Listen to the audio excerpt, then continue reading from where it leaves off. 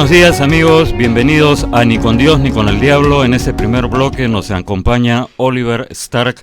Bienvenido Oliver, gracias por estar con nosotros. Gracias por la invitación. Oliver es economista. Cuando le pregunté, como a todos los invitados, ¿qué quieres que se ponga en el cintillo? Me puso economista, el sector privado, minería, curioso o inquieto por saber por qué el Perú ya no es potencia.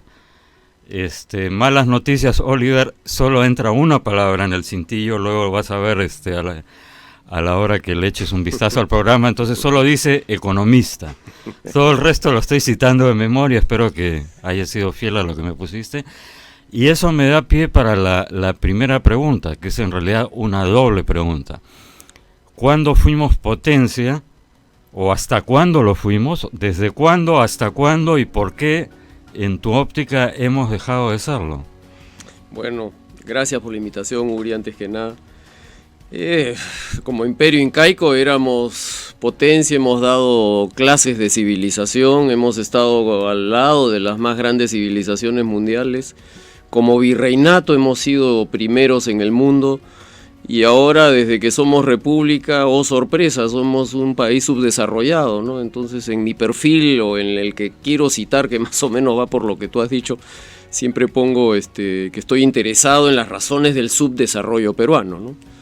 Que son quizás las del subdesarrollo latinoamericano, digamos, porque en ese veamos lo que está pasando, por ejemplo, en Argentina, donde son fieles al castigo, ¿no? Vuelven a elegir al peronismo y con una vicepresidenta con gravísimos cargos de corrupción, los mercados en pánico. Macri no supo hacer un ajuste de una sola vez como fue en el Perú, ¿no es cierto? Pero en todo caso, ¿tú crees que el populismo es la raíz de los males en el Perú y en América Latina, o por qué no podemos ser un país desarrollado? Ay, sí, pues mira, es deprimente mirar a la vecindad, ¿no? Como tú dices, Argentina, el único país desarrollado en vías al subdesarrollo, donde gana pues una Cristina Fernández de Kirchner que claramente fue corrupta, está acusada de... Bueno, ya la justicia muy prontamente le acaba de... Apenas resultó elegida, ya le han anulado 2 cargos. Bueno, ¿no? Sí, pues... O sea, los jueces ya están... Con lo cual volvemos al problema latinoamericano. Están saludando, ¿no? Están alineando. Exactamente, las instituciones que se alinean de acuerdo a cómo van los vientos, ¿no? Eso es lamentable, pues, pero sí, no, miras ahí como estas brisas bolivarianas otra vez nos envuelven y te preocupas, ¿no? Yo realmente ando preocupado con lo que está pasando en el Perú. Hay mucha gente que otra vez me dice quiero emigrar, quiero irme, y no me gusta lo que escucho. Espero que ahora en este interregno de nuevas elecciones para este Congreso provisional, llamémosle así, no suceda lo que todos tememos, ¿no? Que es que la izquierda prevalezca y cambie el régimen económico de la Constitución y la reelección indefinida, etcétera, etcétera. ¿No es así? Oliver, tú eres un experto en temas mineros. Justamente ayer sale en el Consejo de Minería la aprobación para este proyecto que ha sido tan resistido. El gobierno apenas... la izquierda empieza a poner un par de tweets o el gobernador regional de Arequipa amenaza con movilizaciones, incluso algunos aliados de facto del presidente Vizcarra de la izquierda dicen vamos a hacer un chilenazo, o sea, te vamos a sacar, que es lo que quieren hacer con Piñera, ¿no es cierto? Si nos da el tiempo hablaremos de eso. Sable rattling, como se dice en inglés. Entonces,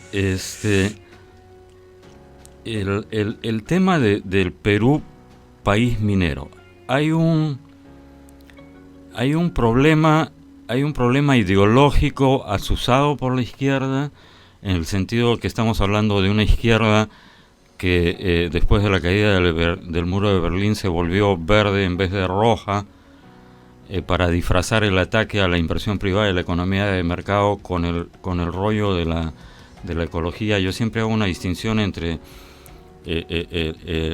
la preservación del medio ambiente y la ecología y el medioambientalismo, ¿no? Que es casi una religión que la usa la izquierda para...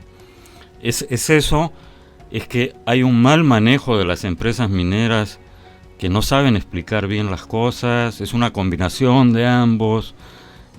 ¿Cómo ves tú esto de que somos un país minero, pero hay una fuerte oposición, o la minería es malvada y realmente es depredadora del medio ambiente? ¿Cómo lo ves tú? No, sí, hay de los dos, ¿no? Obviamente, como tú citas, desde la caída del muro de Berlín, todo el comunismo se recicló, se volvió verde. No todo, mucha parte. El anti-extractivismo es una de las líneas de lucha. Eso definitivamente influye, han hecho un excelente trabajo en el sentido de achacarle las maldades y los pecados de la minería ilegal informal a la minería formal sustentable. Hoy la minería formal sustentable pasa por innumerables pasos desde los 90s. La ley de medio ambiente hace que tu EIA demore hoy N días para... estudio de impacto ambiental está conforme a las normas más estrictas internacionalmente hablando. O sea, hoy una minera grande formal hace minería, extrae, obviamente deja cicatriz, pero retribuye a la naturaleza su estado casi original y no causa un mayor impacto, cosa que sí sucede con la minería ilegal, la que explota los ríos. La minería aluvial, por ejemplo, la que extrae oro de los ríos a través de un sistema de gravimetría, esa debería anularse, prohibirse, ¿no? Sí, yo siempre me he preguntado por qué ninguna ONG o ninguno de estos grupos protesta contra la minería ilegal, y tengo siempre presente lo que ocurrió en el norte, creo que era Tambo Grande, tú me corregirás, no recuerdo el nombre, pero empezó de repente de la nada una campaña diciendo no vamos a poder comer más ceviche. Sí, el limón o la minería. Porque en el valle de no recuerdo dónde, que es donde está la mayoría de los cultivos de limón del Perú, correcto, ha venido una malvada empresa minera que creo que era china, y va a destruir todo y no va a haber limones y en consecuencia ya no vamos a poder comer ceviche. Ese fue más o menos la línea argumental. La campaña fue tan intensa que finalmente esta minera tiró la toalla y se fue. Se fue. Y actualmente el lugar, o desde entonces, está ocupado por miles de mineros informales que depredan 1 millón de veces más de lo que podría ser una compañía, una empresa constituida que mal que bien, por más corrupción que haya en el Estado, de todas maneras tiene unos controles que no tiene la minería ilegal, y estas mismas ONGs no dicen absolutamente nada. Entonces al final del día yo me pregunto, ¿para quién trabajan estas ONGs?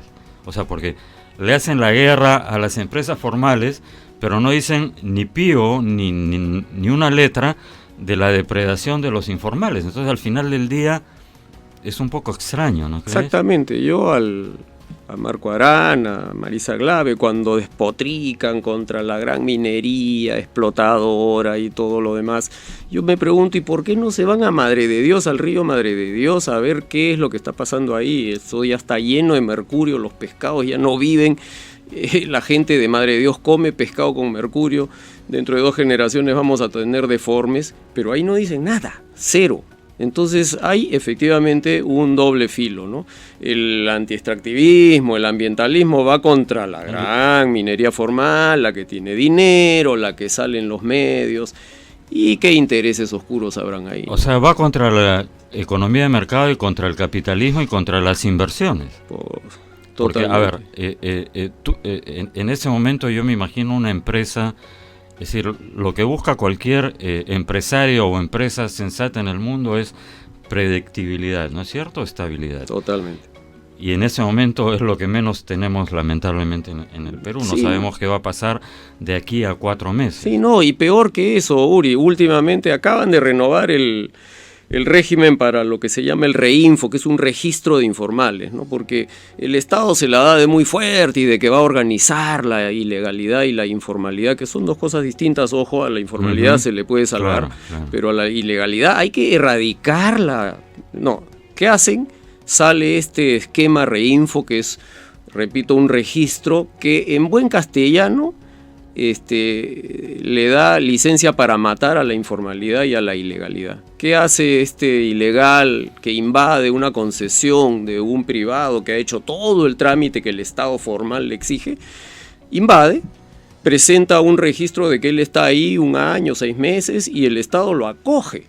Y el Estado después le va a dar un certificado de que puede quedarse y producir.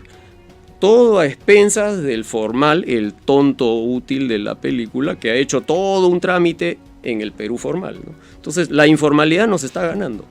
El Estado se está plegando con su debilidad crónica a esta informalidad e ilegalidad. Un poco como Portugal, España e Inglaterra en la época de los corsarios, piratas y bucaneros, que te dan una licencia, Bueno, el Estado te da mercenarios del Estado. El Estado te da una licencia para que saques y asaltes los buques enemigos. Esa es una muy buena analogía, te felicito. Eso es exactamente lo que está pasando. Estamos acá dándole licencia a piratas. Eso es. Ahora, digamos, volviendo un poco al tema del populismo en general. La raíz del problema es la educación, o sea, generación tras generación. Yo siempre sostengo, habrá sido innumerables veces a la sierra, esos camiones en los cuales en los guardafangos, guardabarros, hay efigies. Aparece el Che Guevara o aparece Velasco, sí.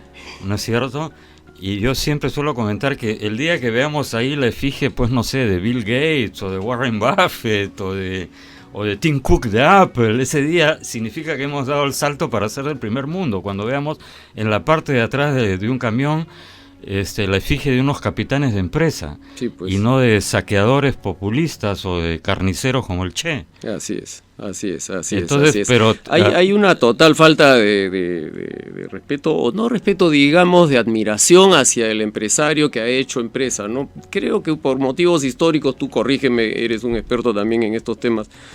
Desde que tenemos uso de razón y somos virreinato, la empresa y el dinero acá se hizo con cutra, coima, mercantilismo aliado al Estado, ¿no? Entonces creo que ha quedado esto en la mente del peruano de capitalismo de amigotes. Si tú tienes plata es porque has robado, es porque debes haberte coludido con alguien en el Estado, ¿no? Entonces me imagino que un poco, a diferencia de los países anglosajones, donde los empresarios que la hicieron donan, crean fundaciones, fundan universidades, y donde la imagen del empresario hasta le hacen monumentos, ¿no?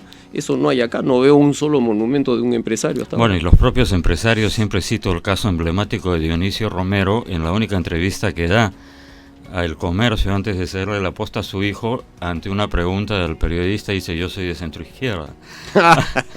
Sí, bueno, eso. Al empresario peruano le avergüenza la palabra derecha, o le da la misma alergia que el ajo al vampiro, o sea... A mí me da alergia a eso, ese miedo a decir yo soy de derecha y tengo orgullo de serlo. La corrección política, la dictadura de la corrección política. La corrección política es horrible, sí. ¿Hay salida, Oliver? ¿Tú le ves ves luz al final del túnel? Algunos me hacen el comentario y me quedé pensando, ¿no? Me dicen: muy bien tu programa, pero cuando hablas del Perú eres tremendamente pesimista, tremendamente negativo. ¿No puedes decir algo positivo? Ayer alguien me escribió ese comentario, ¿no? Bueno, trato de decir las cosas como son, pero efectivamente me puse a reflexionar un poco, pero no sé, necesitamos una nueva clase dirigente. A ver, falta poquísimo para el bicentenario y estamos todavía en zozobra, ¿no es cierto? Pues. De nuevo en riesgo de volver al casillero 1. Ayer el primer ministro lanza un mensaje con un montón de promesas populistas. Tú me enviaste un Oliver, por WhatsApp, un recordatorio de un debate en el cual Margaret Thatcher, primer ministro, en el debate con la oposición laborista, ¿no? Entonces dice: bueno, ustedes le dicen a los laboristas, con tal de que los ricos no prosperen, no les importaría que siga habiendo, que los pobres sean más pobres. Y efectivamente, suelo decir que la izquierda ama tanto a los pobres que los crea por millones, ¿no? Entonces tenemos esta cultura de la victimización, tenemos esta cultura de ver la riqueza y la prosperidad como una maldición. Y paradójicamente al mismo tiempo el Perú es un país, y con esto quisiera dar una nota por lo menos optimista, es un país de empresarios natos, de capitalistas natos. El 97% de los peruanos se manejan en un mercado informal, no ilegal, efectivamente hay una distinción. Dan empleo, crean riqueza, y a lo mejor no han leído nada de teoría económica, no saben quién es Milton Friedman, etcétera, pero son capitalistas natos, apuestan todos los días por el mercado, con la paradoja de que efectivamente hay un grupo de empresarios formales, no quiero decir todos, pero un grupo, que actúa en connivencia con el Estado y hace mercantilismo y capitalismo de amigotes, ¿no?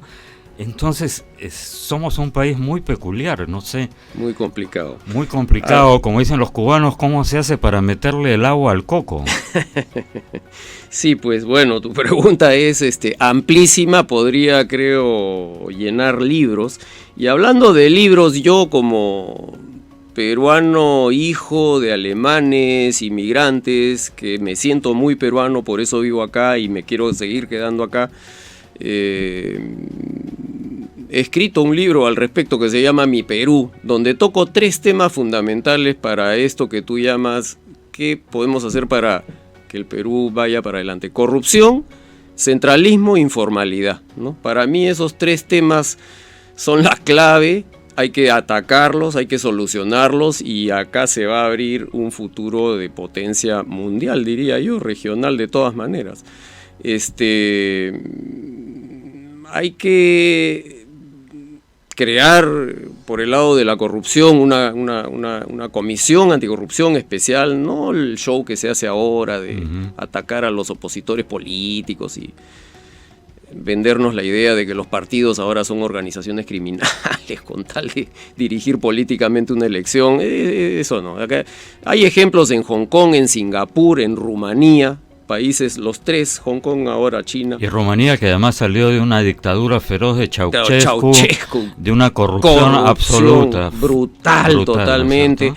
Ahí hay casos exitosos de comisiones anticorrupción que se fueron, como decía el de Singapur, gente dispuesta hasta a meter a la cárcel a sus familiares, ¿no? Entonces funcionó. Ahí hay un ejemplo que yo cito en este libro, que hay que seguir, ¿no? 1, 2, centralismo, esa regionalización que lanzó al mercado. Un Frankenstein, ¿no es cierto? O sea, 24 departamentos más una provincia constitucional, hoy son 25 regiones, que cada una se le creó una capa de burócratas más, con presidentes, con carros, con choferes, con consejos regionales, como decía Víctor André Belaúnde. Claro, casi dejamos de ser una república unitaria para convertirnos ni siquiera en federalistas, sino volvimos a la Edad Media, sí, ¿no? Señores feudales. Lo que hemos descentralizado. Señores feudales. Claro, lo que hemos descentralizado es la corrupción y la ineficiencia, ¿no? Esa es la regionalización peruana. Entonces solución. Replantearla. Transversal. Claro, 5 o 6 macroregiones. Hay ejemplos, la organización eclesiástica tiene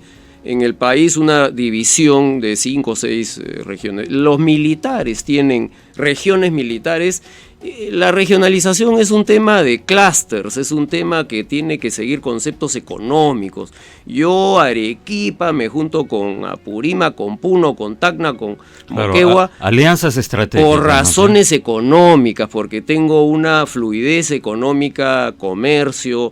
En fin, claro, ese es el criterio, no la lógica de Toledo, que ojalá se quede y se pudre en la cárcel pronto, de 25 presidentes regionales, que lo único que hemos hecho es además el título mismo, ¿no? Ahora se llaman gobernadores, pero presidente como que te da... Sí, ahora son gobernadores. Ya, ¿y el tercer eje?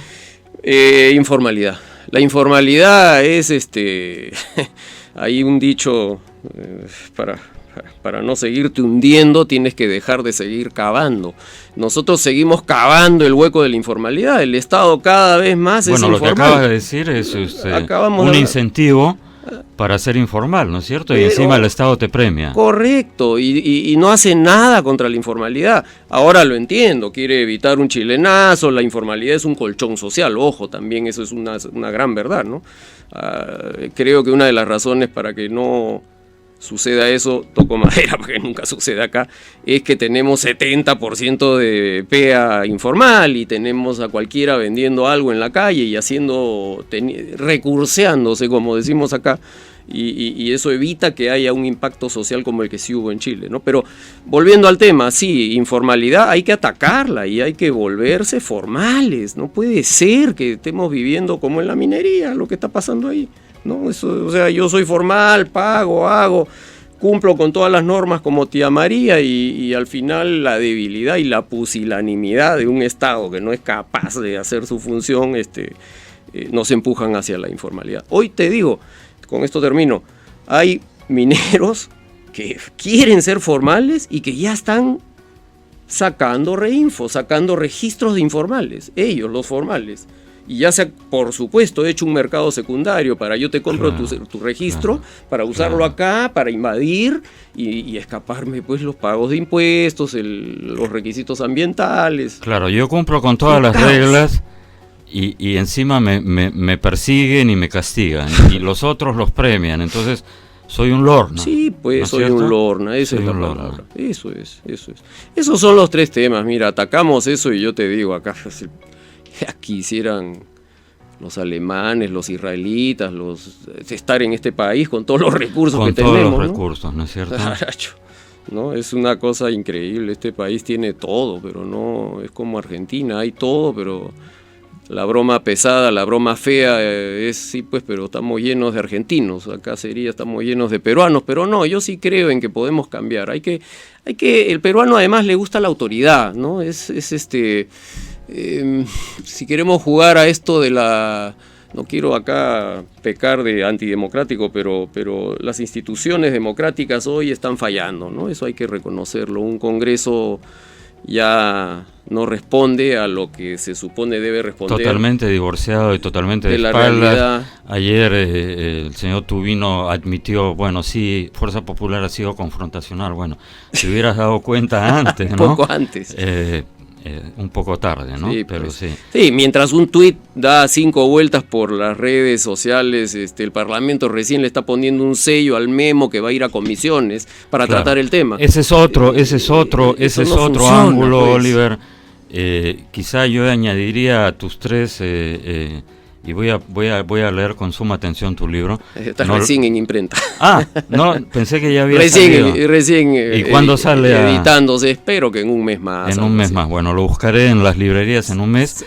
Yo añadiría un cuarto tema, que es justamente lo que acabas de mencionar. Tenemos un Estado e instituciones que se mueven con el ritmo del siglo XIX. Y estamos en el siglo XXI, ¿no? Y eso es mundial, no es solo Perú. Sí. En el mundo hay un repudio a los parlamentos, ¿no? Así es. Al lujo, a los carros, al chofer, y el problema de la calle no llega. A los privilegios, sí. ¿No? Que es un poco lo que ha pasado en Chile con Piñera, al margen de que pueda haber infiltrados, agitación. También está el tema de las AFPs, que ha fastidiado a mucha gente. El tema que el propio presidente Piñera, según me decía aquí, creo que Vitocho o alguien que está muy enterado, Hugo Neira, le cargan al chileno un montón de impuestos, pero el presidente había encontrado una fórmula, digamos, espacios grises en la legislación para no pagar impuestos. Sí, mucha ilusión hay allá. El Entonces, todo eso fastidia, evidentemente, ¿no es cierto? Claro. Pero eres optimista, ya tenemos que cerrar la entrevista, Oliver. A ver, tratemos de cerrarla con un toque optimista. ¿Hay luz al final del túnel o es la luz del ferrocarril que está camino a arrollarnos? No. Claro que hay luz al final del túnel. Como digo, hay estos temas básicos, fundamentales que hay que atacar. Hay que constituir un Estado fuerte, chico, pero fuerte. Pantera y no elefante. Así es, chico, fuerte. Eso es lo que esa palabra. No hay que tenerle miedo a esa palabrita. Hay que imponer las cosas con respeto, con autoridad, la misma autoridad de un padre hacia el hijo, un poco de eso estamos hablando. Somos una nación todavía adolescente, como decía, creo, Luis Alberto Sánchez, creo que fue el de la palabra. Sí, Perú, ¿no? Retrato de un país adolescente. No es cierto. O sea, sí, mira, y hagamos eso, y bueno, participemos en la política, ¿no? O sea, muchos nos sentamos acá a hablar en el micro, yo me siento en la tribuna, en el café, critico. Participemos, vayamos, entremos, estemos ahora para la elección, vayan todos. Yo llamaría a todo el mundo, a los jóvenes. Yo ya creo que no estoy tan joven, pero llamemos a la gente joven a que se meta al Parlamento. Bueno, yo creo que se necesita un mix, ¿no? Se necesita sangre joven, pero también gente con experiencia que un poco modula las cosas, ¿no? De acuerdo. Un mix, pero efectivamente hay que participar. Oliver, te agradezco muchísimo, muy valiosas tus reflexiones. Amigos, nos vamos a una breve pausa y regresamos en el segundo bloque de Ni con Dios ni con el Diablo. Gracias. Amigos, estamos de vuelta en Ni con Dios ni con el Diablo. En este segundo bloque nos acompaña César Gutiérrez. Bienvenido, César, gracias por estar con nosotros. César es consultor en inversiones, expresidente de Petroperú, es un experto en el tema de hidrocarburos, minerales, etcétera. Para empezar, ya que por tu metida, por tu especialidad, dado el actual panorama digamos político y económico del país, ¿tú le aconsejarías, yo sé que va contra tu chamba, pero le aconsejarías a alguien invertir en este momento? No, o sea, ni siquiera... O a lo mejor es un buen consejo decir, mira, ¿sabes qué espera? No sé, Es que no se necesita ni aconsejar, ¿no? Yo creo que el inversionista que ve con agudeza los temas macros, sabe que tiene que esperar un nuevo Congreso, ver cómo se desempeña y probablemente esperar un nuevo gobierno. O sea, nadie ni siquiera necesita un consejo para eso lo ven desde lejos, así sin lugar a dudas, ¿no? Hay que esperar. Hemos dejado de ser un país, éramos un país previsible de alguna manera, creo, ¿no?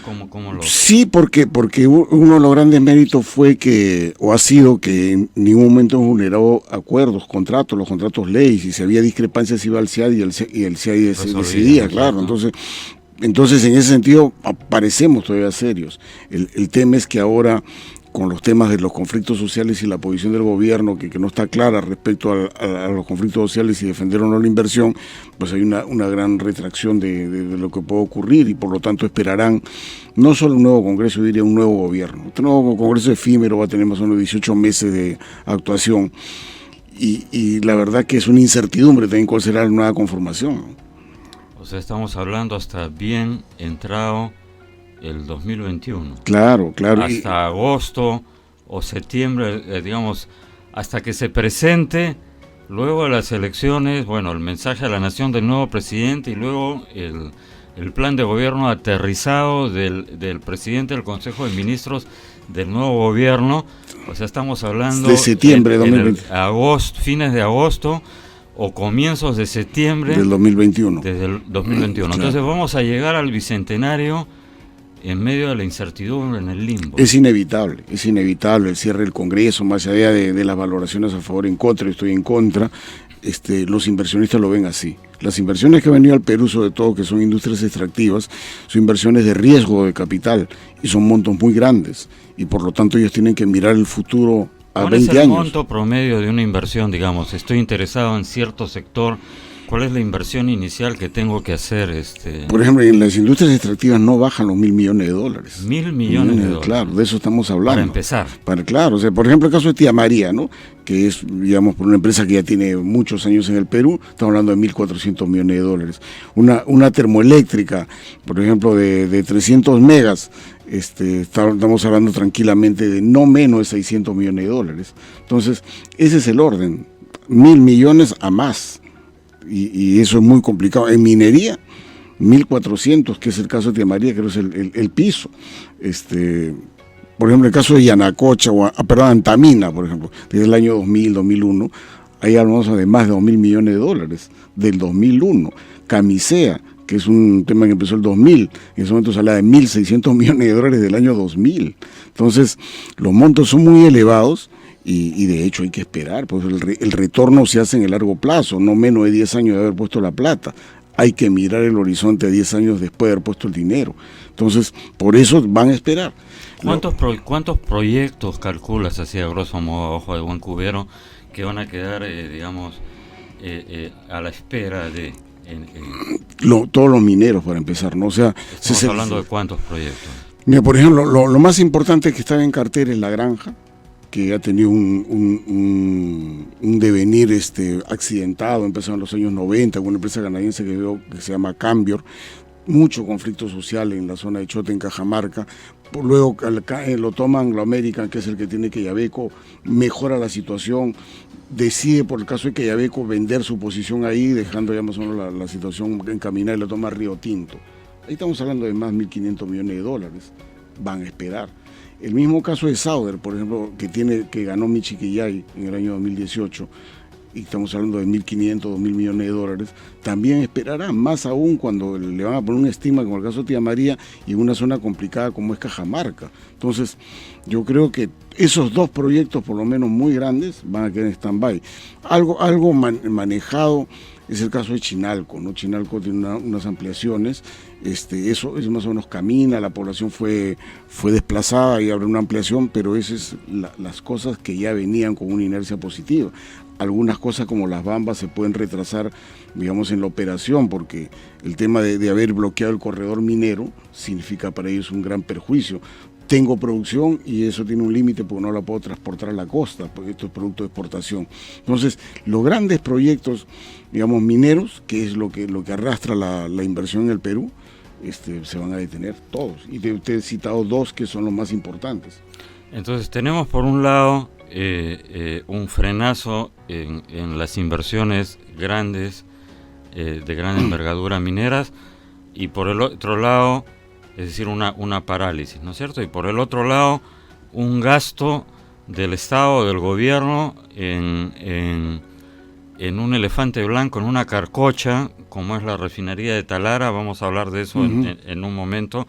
Yo aquí he puesto el ejemplo, es como si tuvieras pues un Volkswagen del año 68 y gastaras en repararlo, mal que bien, la misma cantidad de dinero o más en comprarte un auto de alta gama del año, ¿no es cierto? Con toda la computadora y toda la cuestión, ¿no es cierto? Más o menos esa es la... Pero antes de eso, quería preguntarte respecto a esta agitación antiminera que la estamos viendo nuevamente ayer, inmediatamente después de haber anunciado el Consejo de Minería que aprobaba y aparentemente un retroceso al gobierno. Apenas Arana y otros que estaban escuchando además el mensaje se enteraron del tema, se pusieron a tuitear un par de tweets, un mensaje del gobernador regional de Arequipa, una amenaza por ahí de que vamos a hacer un chilenazo, y ya salieron a decir, no, vamos a enviar a gente en el terreno para ver, sí, pero no.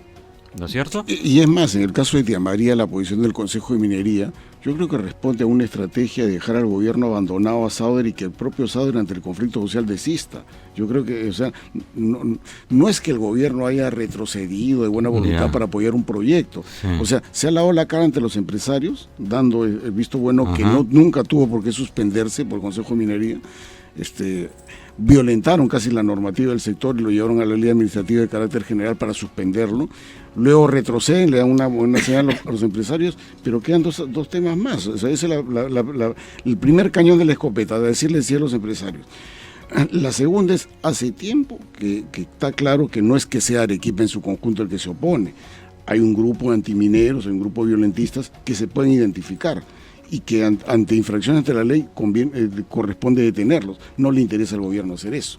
Esa es la segunda escopeta de dos cañones. Y la tercera es, simula tener un diálogo. ¿Y con quién vas a dialogar? Para diálogo necesitas una persona predispuesta del otro lado, no necesariamente a aceptar tu posición, sino a discutir para llegar a un punto intermedio o algo en el cual las partes convengan. Pero ¿cómo vas a dialogar con las autoridades del sur, con Cáceres Ica o con Zenón Cueva de Moquegua, que por principio no quieren la minería?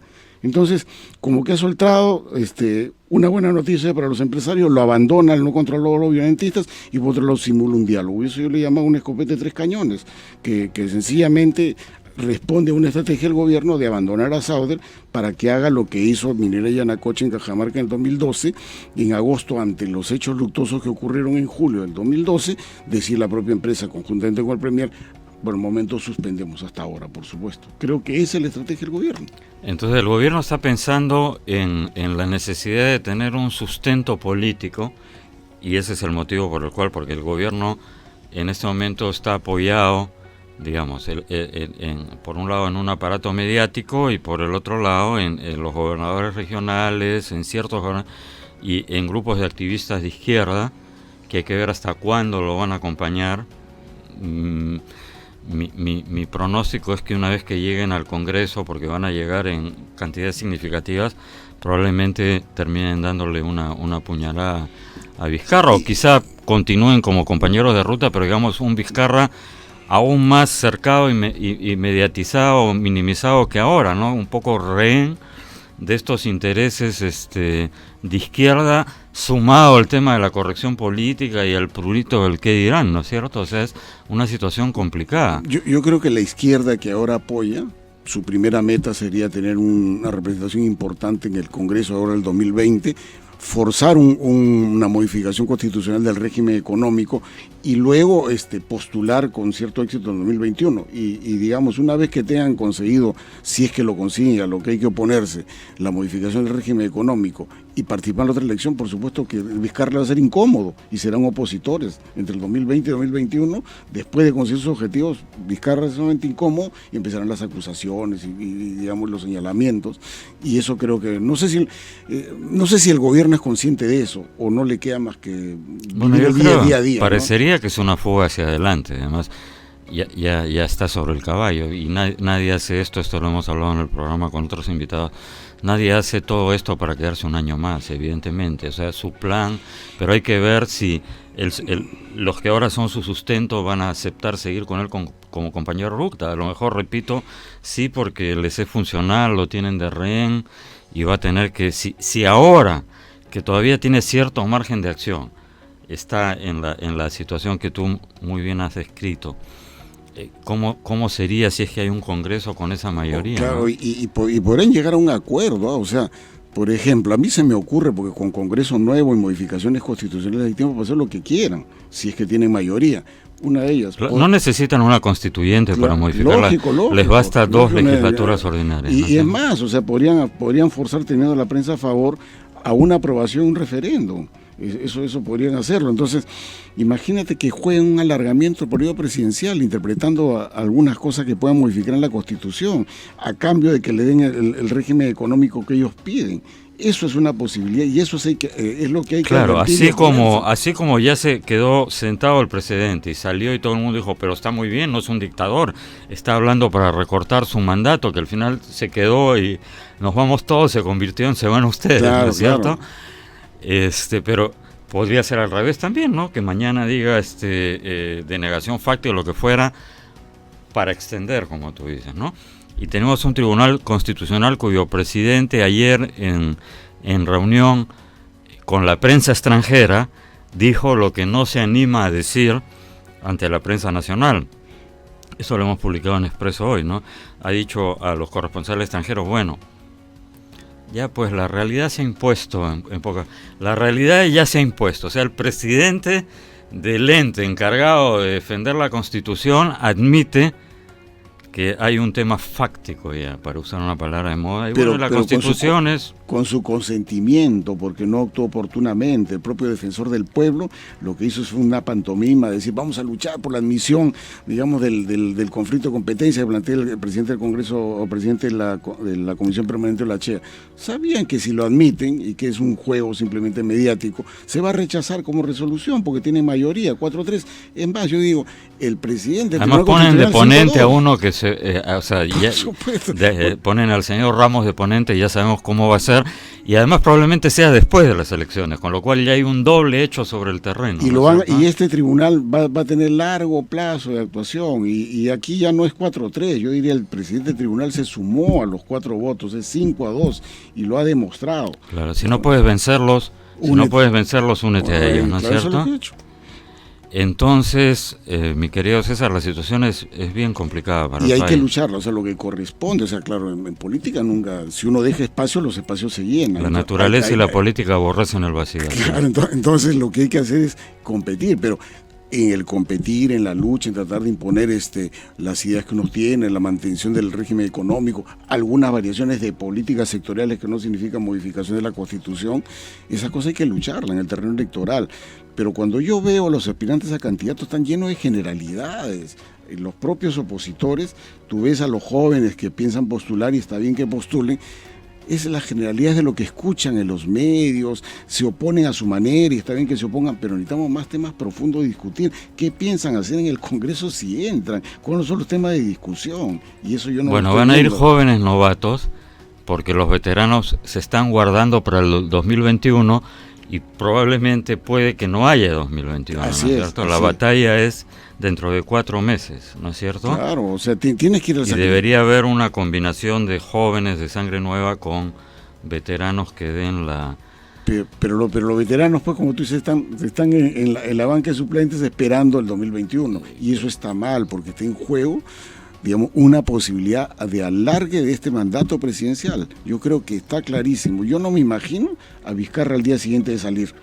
Con los procesos que tiene Moquegua, con el tema de Chincheros, con el tema de la Club de la Construcción, esos son temas muy complicados para él. Mira, pero Pablo Kuczynski, que es una persona conocida internacionalmente, al día siguiente se fue, le allanaron la casa.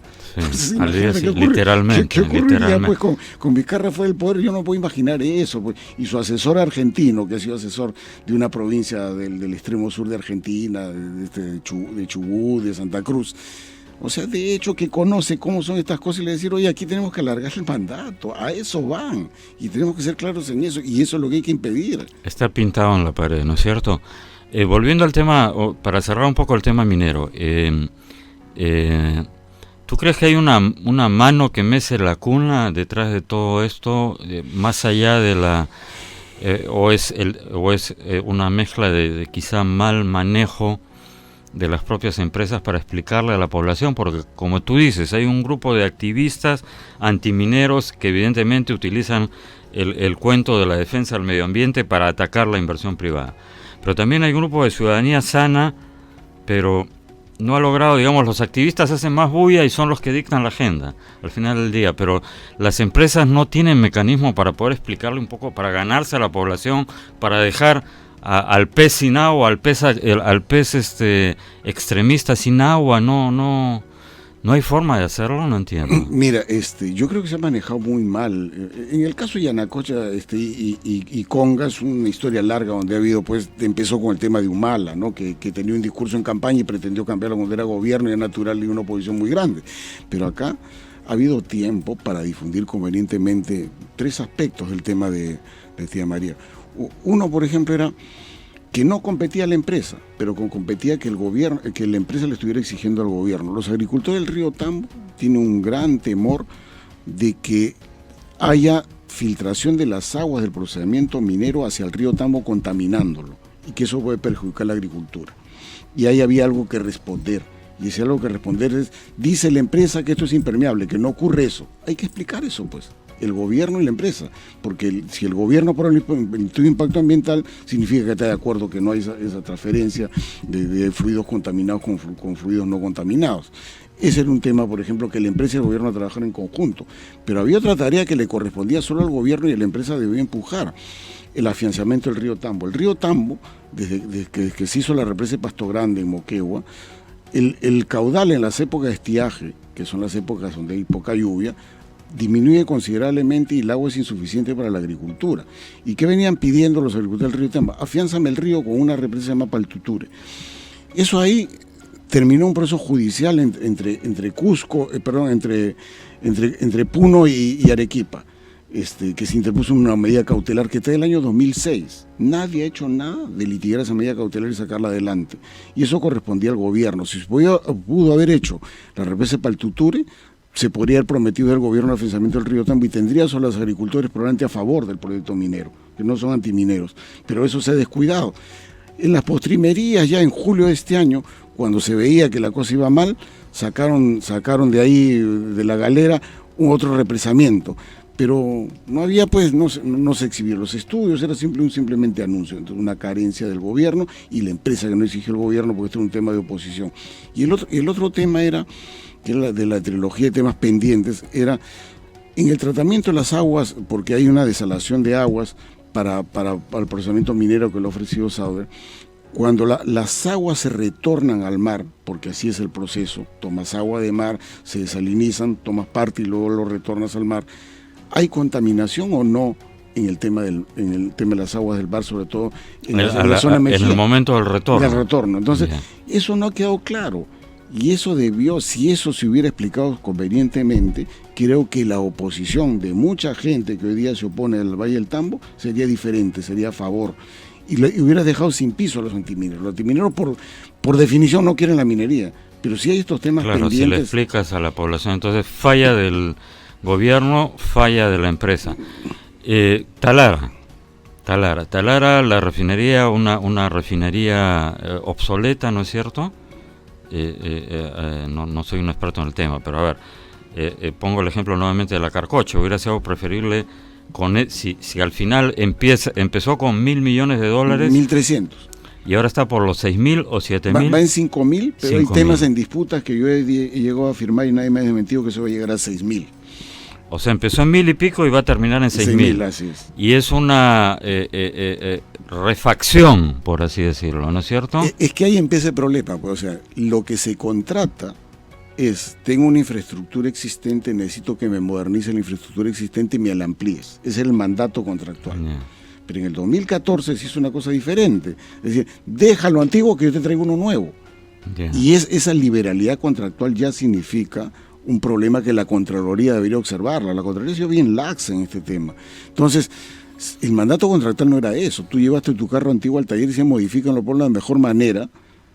Claro, entonces refaccionar la Carcocha hubiera salido 1.000 y pico de millones. Probablemente eso podría haber llegado hasta 2.600, porque digamos no había ingeniería, no había cifras cerradas. Y entonces al final la Carcocha queda a un lado. Claro, entonces deja la Carcocha y te compra un Bugatti, ¿no? Ya. Entonces te compra un carro deportivo, Bugatti y ya, págame esto.